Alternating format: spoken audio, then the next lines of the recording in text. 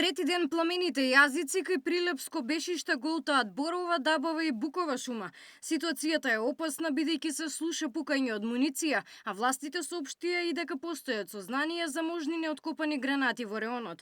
Пожарот е во близина на границата со Грција и има два крака. Пожарот е активен и разведен на два крака. Еден на Уров, во ата на село Бешиште и еден спрема Градешница, општина Новаци. Пожарот се шири кон Република Грција.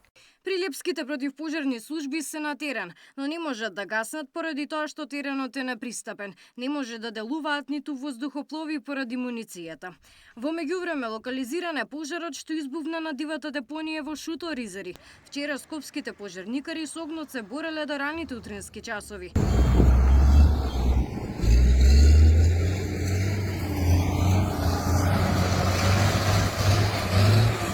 Денеска направивме обиколка низ депонијата. Нидовме на чат на повеќе точки.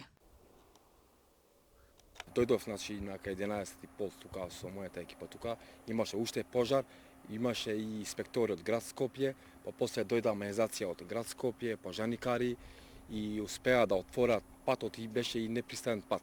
Отвараа пат, па почна да го гасат и со багери, и со противпожарни камиони и до 1:30 тамо негде пожарот веќе беше ставен целосно по контрола и беше изгаснат. Екипи го контролираат местото во случај да има повторно разгорување на некоја точка.